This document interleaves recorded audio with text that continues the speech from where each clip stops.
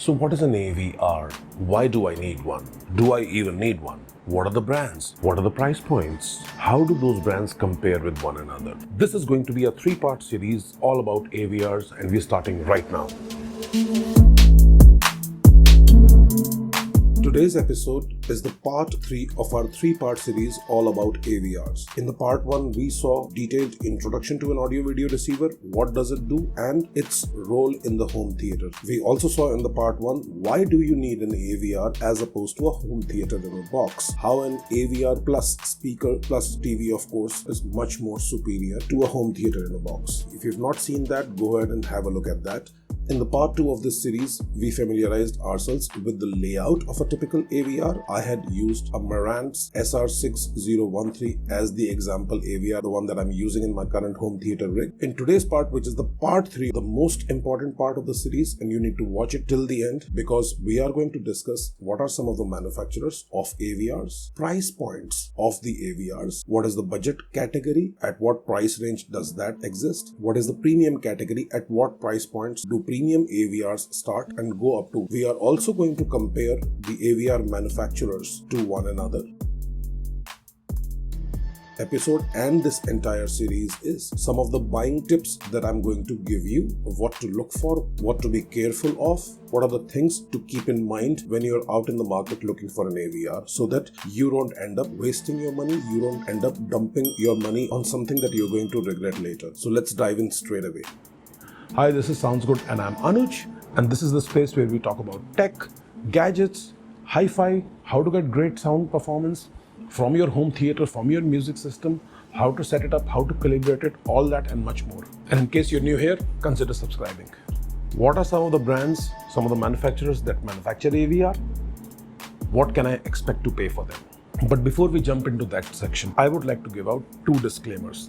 Number 1, there is so much to go through in AVRs that even if you and I stay here for 2 days on this video, we will not be able to cover all that. So this video is not going to be about model numbers that I'll be giving you, buy this model, buy that model. If you want that kind of advice, again, let me know down in the comments and I will either interact with you one-on-one down there in the comment section, or we can set up a personalized advice session separately, or I can simply create another video for some of the model numbers that you can look at various price points. In case you dig information like that, do let me know.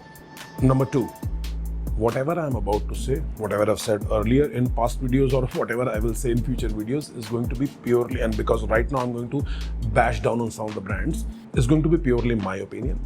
Neither am I getting paid by one brand to say anything against the other, nor am I getting paid by one brand to say good things about them. These are all purely my subjective opinions, and you come here because you want to know what I think about these brands or those models.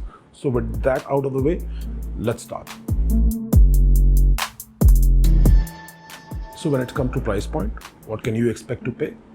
Typical AVRs range from $300 to about $2,500. These are the US prices that I'm talking about. In India, it will be more than that. In India, you can expect to pay anything between 25,000 rupees to about 3 lakh rupees for the top tier AVRs. There are AVRs more expensive than that, but this channel Sounds Good is about providing you great value rather than talking about some of those esoteric brands. For beginner audiophiles, hi-fi enthusiasts, I don't recommend those. So, like I said, about 25,000 to about 2.5-3 lakh rupees. That's where the sweet spot is. It's a very wide sweet spot, I do agree, but with AVRs, it's highly competitive. You get what you pay for. As you go up the ladder, there are many more advantages that the AVR provides to you. Number 1, with a more expensive AVR, you get better power to drive your speakers.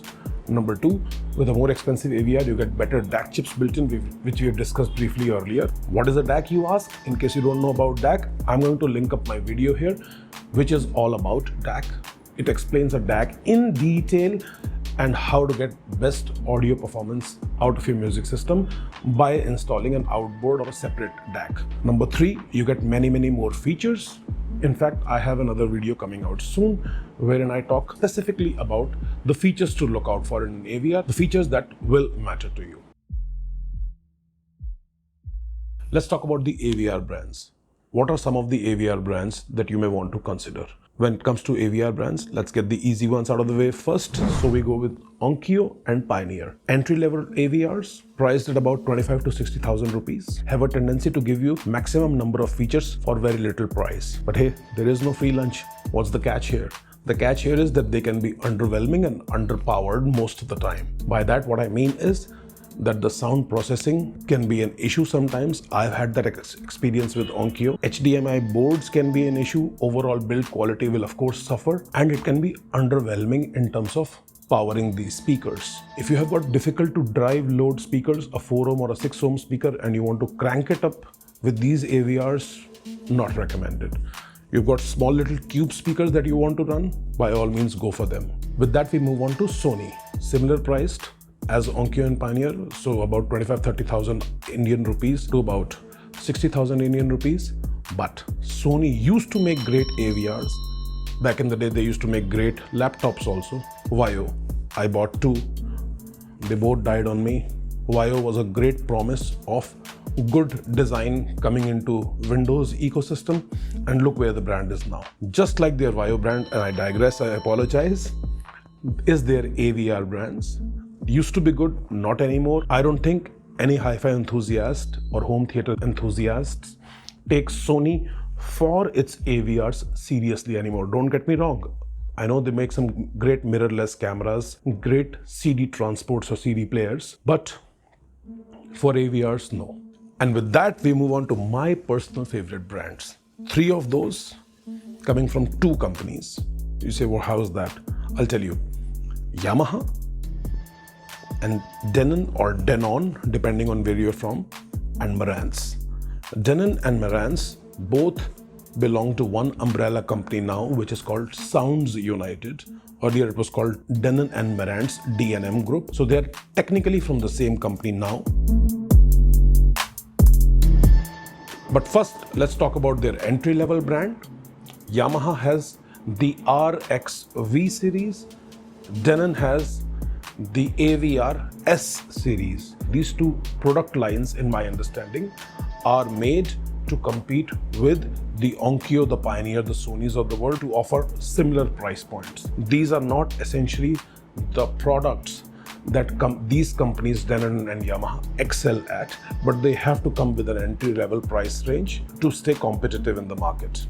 RX V has model numbers that go like 400, 500, 600. The 483, 583, 683. The 83 keeps on changing every year as the models progress, but essentially it's 4XX, 5XX. Denon has similarly AVR S, which is AVR S 500, 600, 700, 800, 900. Again, the unit and the tens digit keep on changing every year. These are their entry-level AVRs. They range again from about 30,000 rupees to about 70,000 rupees INR. So about $300 to about $800, $900 in the US. Just like the Onkyo and Pioneer, they may seem to give you everything that a more expensive AVR gives, but the catch is always that the build quality suffers a little bit. AVR power that it has to drive the speakers always certainly suffers. The inbuilt DAC quality is a compromise there, and there are several other feature compromises that are made. With that, we move on to the premium category AVRs, the most exciting class according to me, which is Yamaha's Avantage series, Denon's AVR X series, and the Marantz AVRs SR series. In fact, that's the only series Marantz has. Marantz doesn't have AVRs in entry-level market. These three, whichever you like, whichever fits your budget, whichever model from any of these three companies. Awesome AVRs. Let's talk about the Avantage first. Built like a tank, built to last for years. Yamaha makes awesome musical instruments, so they of course know what they're doing with their Avantage series. Can't go wrong with any model there. Just go by the features that you're looking at, the budget that you have, the power rating that you're looking at. Same Denon's AVR X series, an elephant of an AVR. All the models are awesome. Beautiful, built to last. I can't say enough good things about them. Clinical precision, very punchy sound. And then my personal favorite, the Marantz SR series. comes from the same company, Sounds United, which manufactures Denon also, but Marantz is always more expensive. Is their more premium brand. Why is it more premium? Why is it more expensive? A lot of people feel that maybe they're the same AVR inside, but just because they happen to have two brands, they put the same internals in different chassis with two different logos. In case you also think like that or do not know what the difference between a Denon and a Marantz is and would like to know with all technical details a video dedicated on a Denon versus Marantz, I would love to do one. Give me feedback in the comments down below. But generally speaking, Marantz is more premium. Marantz is more musical of the two. But even if you go with Denon or a Yamaha Avantage, you will not be wrong. By all means, go for whatever fits your budget, whatever fits your feature need, more importantly. In terms of price points, how do they compare? Yamaha Avantage costs in Indian rupees between 90,000 to about 1,90,000. Various models. Denon's AVR X models, similar price range as Yamaha Avantage. Marantz starts from about 1 lakh rupees, goes up to 3,50,000 rupees. That's Marantz SR series. So here I have made this AVR comparison chart and a visual representation of what I was discussing for you to easily go through. These are the broad series of models and how I plot them. So starting from the budget or the economy segment, which starts at about 20-25,000 Indian rupees or about $300 US, goes up to about 60-65,000 Indian rupees. So in the budget and economy series, you see we are starting from all models of Sony. Take a step up, all models of Onkyo and all models of Pioneer. Take still a step up, you have the Denon S series and the Yamaha RX V series. Then in the premium category, you've got the Yamaha Avantage series, Denon X series and the Marantz SR series. Here you will see that I have ranked the Marantz SR series above the Denon X and the Yamaha Avantage. So is it to say that all Marantz SR series models are superior to the Denon X series or the Yamaha Avantage?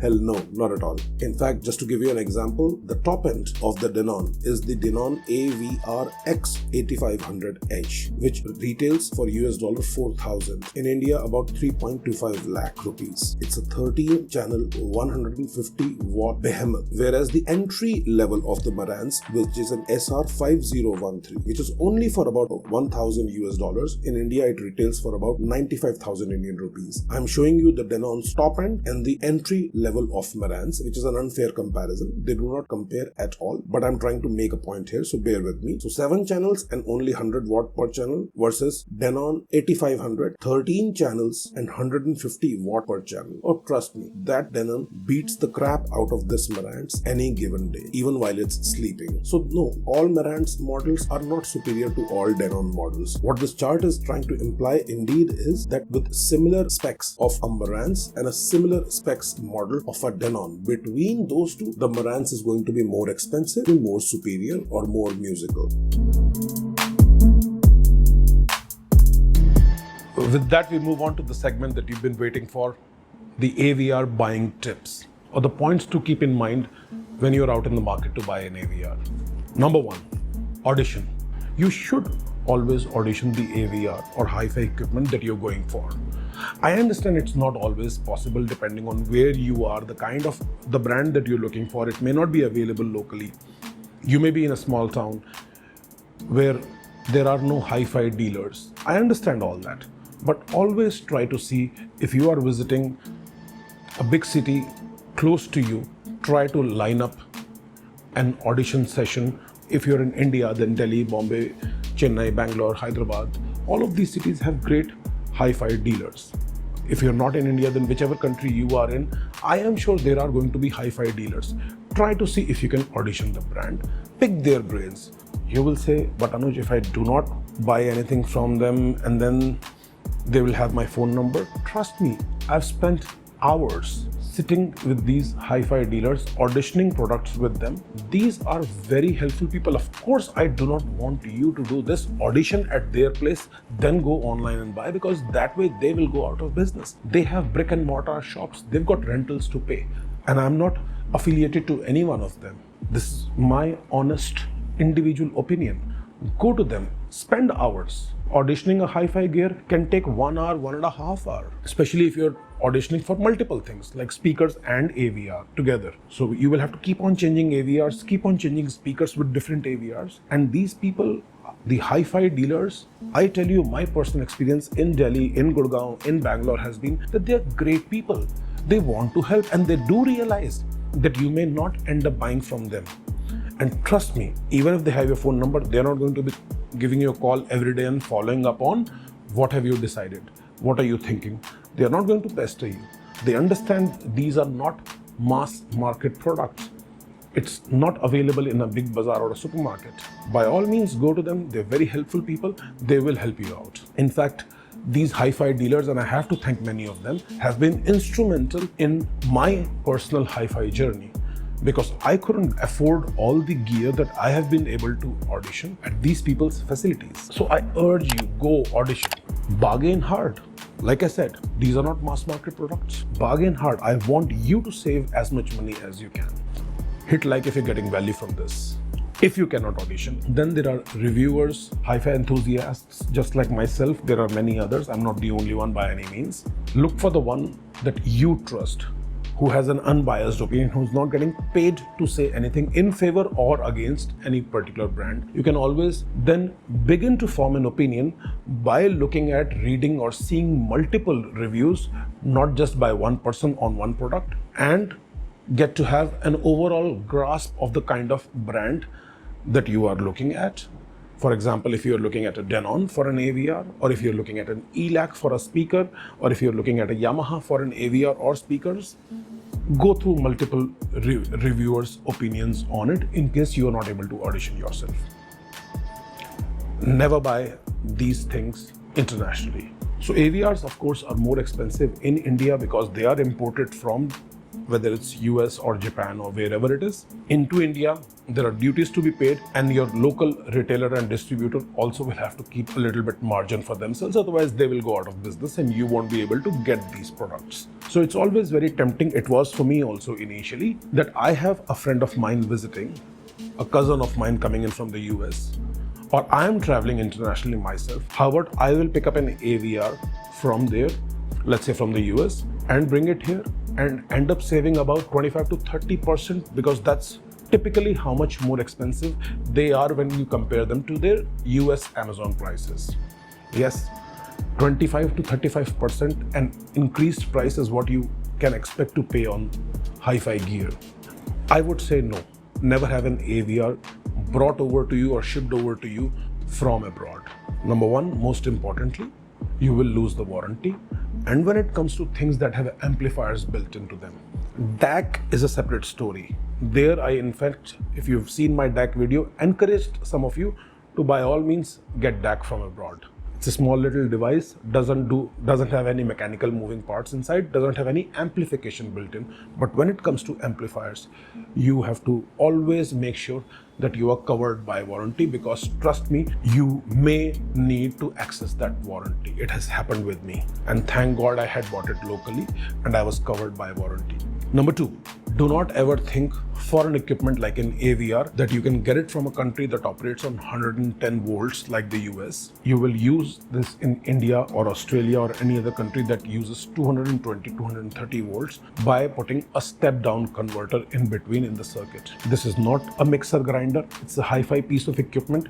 You have to prevent as much electrical noise, and I keep on talking about it in almost all my videos, the electrical noise or the noisy internals. You have to prevent them. With sound quality, you cannot be using step down converters and then plugging your AVR into them, or your sound amplifier into that. So warranty and voltage issues, two big reasons. Do not have them bought internationally and brought over to you, even if they're going to be more expensive in your country. Next and most important, buy the previous year's flagship. I'll give you my personal example. When I was out in the market for AVR, the current year's model were Marantz SR5014. Then the next model up was SR6014. I was really liking that, but the difference between 5014 and 6014 was more than 40,000 rupees. So of course I would have had to step down to 5014, which was about a lakh of rupees. But guess what? The previous year's model was still available because this year's model had just been launched. So the previous year's model was still available. Dealers were willing to get rid of those at a much more discounted prices. The warranties are still very much applicable. Previous year model was 5013, 6013. I ended up buying the 6013 rather than having to buy the 5014. So you understand what I'm saying? From one year to another year with these AVRs, nothing much changes because it's customary for these AVR manufacturers to keep coming up with a newer model in competition every year. So not much changes from one year to another. By all means, go for the previous year model. Whether it's this year or previous generation doesn't matter, but the model above is what matters.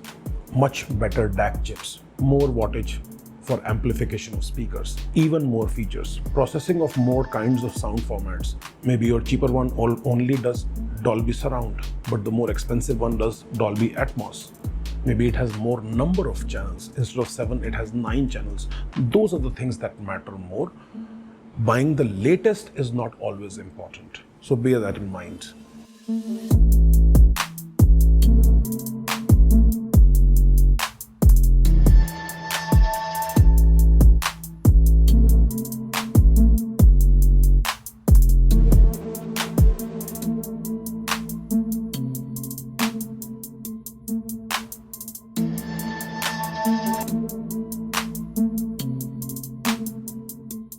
So do you have an AVR or you're planning to buy one? I would like to hear from you.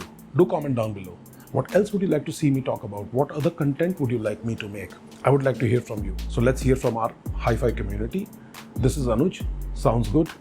See you in the next one.